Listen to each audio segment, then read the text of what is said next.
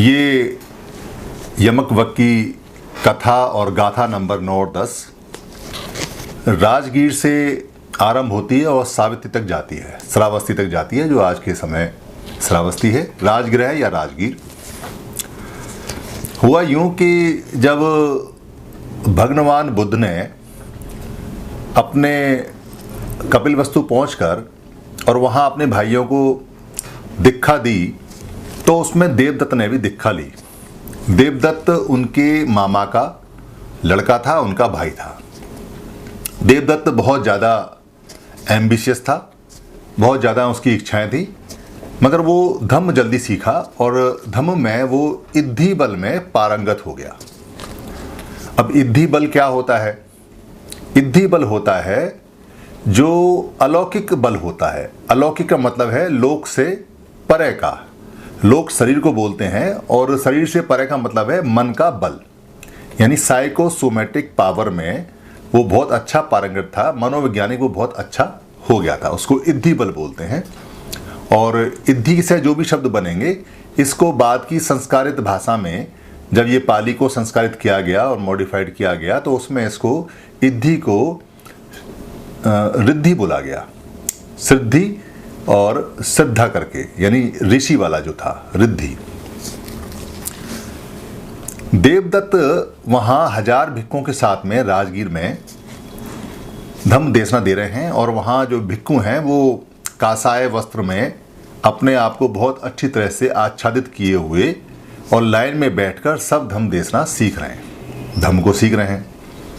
कासाय जो वर्ड है, कासाय का मतलब होता है कांसे जैसा बेकार का रंग, बाद में उसको तांबे जैसा बोला गया, मगर कांसा जो रंग होता है उसमें कोई ग्लोरी नहीं होती, कोई चमक नहीं होती, वो सबसे घटिया रंग होता है। उसको कांसाय रंग बोला है। जो कपड़े पहनते थे चीवर के रूप में वहाँ सामनेर या भिक्खु या महाथेरा, थेरा या महाथेरी या खुद तथागत बुद्ध या भगवान बुद्ध, वो कासाय वस्त्र या चीवर बोला करते थे। उसका रंग कासाय जैसा था और चूंकि भगवान उसको पहना करते थे तो इसलिए उसका रंग भगवा भी पड़ गया। जैसे मितवा होता है, मितवा, ऐसे ही भगवा, तो भगवा कलर भी उसका पड़ गया और ये भगवा रंग तभी से उसका चल रहा है।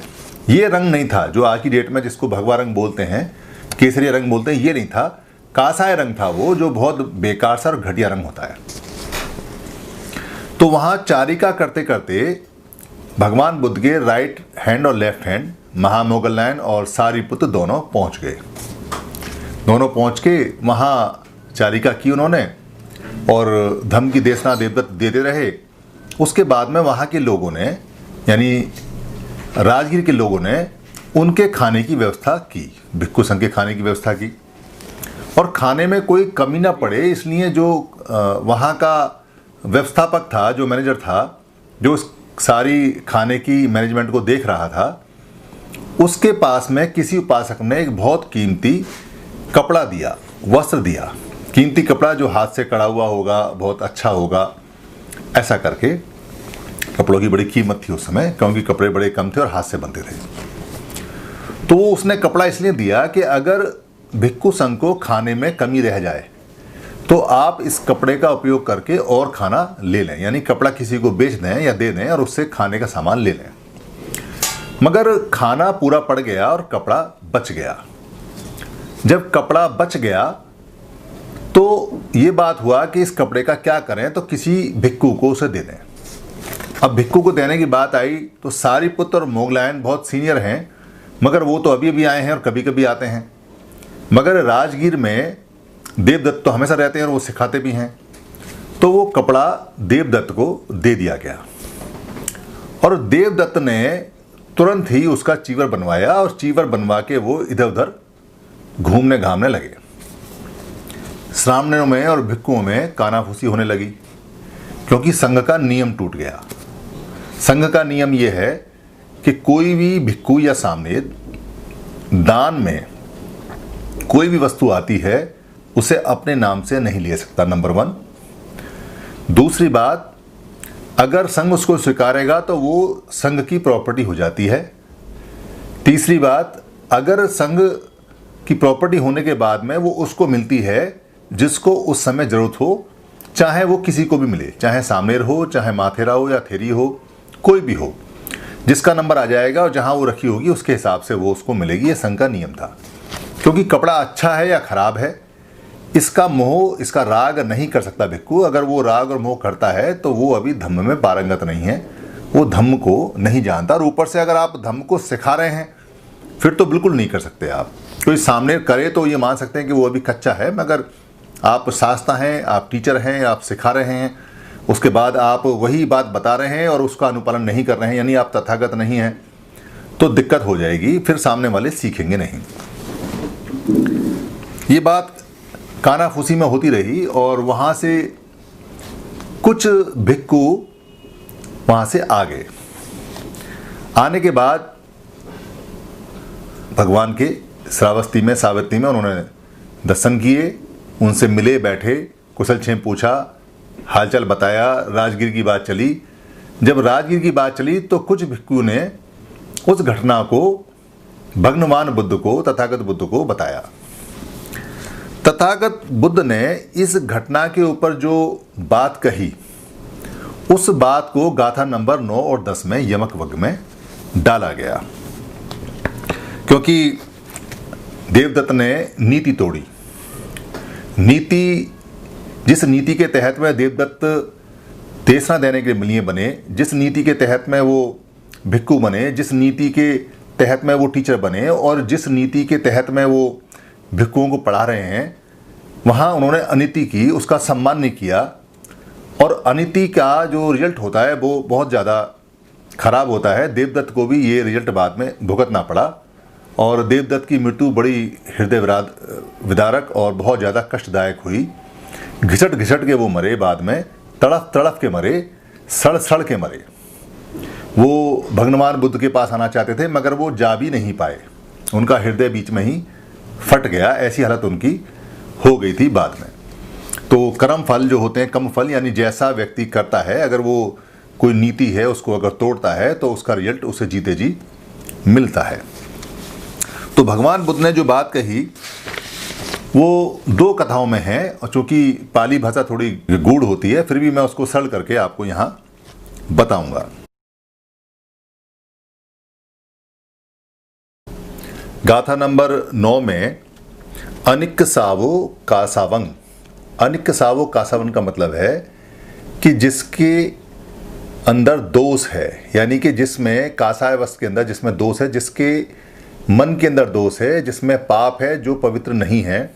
कासावंग का मतलब है यहाँ पे चीवर, यानी कासाय वस्त्र हो गए। यो वत्थंग परिदहित सती, यानी यो माने जो, वत्थंग माने हो गया कपड़ा, वस्त्र, परि माने चारों तरफ, और दहित सती माने देह के ऊपर, यानी जो शरीर के ऊपर कासाय वस्त्र को लपेटता है मगर मन से दूषित है, जिसके अंदर पाप है, जिसने अपनी बुराइयां नहीं हटाई हैं, जो बुराइयों से युक्त है। अपेतो दम सच्चेन, और दूर है, अपेतो माने दूर है, किससे? दम सच्चेन, इन बुराइयों को दमन करने से, इनको खत्म करने से और सच्चाई से दूर है। नय सो कासावम रहती, नय सो का मतलब है नय माने नहीं, सो माने वह, वो कासावम रहती, यानी अरहती का मतलब है, यहाँ कासाव और अरहती से 2 शब्द से मिलकर एक शब्द बना है, जिसका नाम है कासाव वम रहती। इसका मतलब है कि वो अरहती का मतलब है अधिकारी, अधिकारी नहीं है कासाय वस्त्र का। तो पहली गाथा में भगवान ने कहा कि जो व्यक्ति मन के अंदर मैल रखता है और चीवर को ओढ़ता है, और जो दूर है सच्चाई से और बुराइयों को हटाने से, वो कासाय वस्त्र का अधिकारी नहीं है। इसी के उलट यमक वग में वो दूसरी गाथा है, गाथा नंबर 10 के अंदर वो ये कहते हैं कि यो चे वंत कसावस्य, यो माने जो, चे माने और, इस प्रकार, और जो वंत माने होता है उल्टी करना, वमन करना, कसावस्य यानी जो कसाव का मतलब है चित्त मैल की उल्टी कर देता है। चित्त मैल की उल्टी का मतलब क्या है? चित्त मैल की उल्टी का मतलब है कि आपने अपने अंदर जितनी बुराइयां हैं उनका वमन कर दिया, उनका उल्टी कर दिया। वंत का मतलब पाली में, हिंदी में इसको वमन बोलते हैं, यानी उल्टी करना। वंत पाली में वंत का मतलब है उल्टी करना, और इसको हिंदी में बोलते हैं, संस्कृत करके भाषा में वमन बोलते हैं। यानी जिसने वमन कर दिया, उल्टी कर दी किसकी? गंदगी की, सारे चित्तमैल जितने भी उसके अंदर बुराइयां थी उसकी उल्टी कर दी। सीलेसु सुसमाहितो, सीलेसु का मतलब है कि जो सीलों में, सीलों को अच्छी तरह से, सुसमाहितो, सु माने अच्छा, समाहितो माने समाहित करके अपने अंदर, जो सीलों को अच्छी तरह से अपने अंदर समाहित रखता है, यानी सीलों पे चलता है, सीलों को मानता है और सीलों के नियमों का पालन करता है। उपेतो दम सच्चेन, उपेतो माने युक्त है किस चीज से? दम सच्चेन, यानी जो दमन भी कर सकता है अपनी बुराइयों का और सच्चाई से देखता भी है अपने शरीर को कि अब बुराई आ रही है या नहीं आ रही है, जो इस तरह से उपयुक्त है और जो इसको करता है। से वे, से माने वह और वे माने वास्तव में, यानी वह वास्तव में कासाब, कासाबम हरती, यानी कि कासाब का अधिकारी है, कासाय वस्त्र का अधिकारी है। ऐसा भगवान बुद्ध ने, भगवान ने कहा, तथागत ने बताया। और ये यमक वक्की 9 और 10 गाथा हैं, धम्मपद की 9 और 10 नंबर गाथा हैं। धन्यवाद।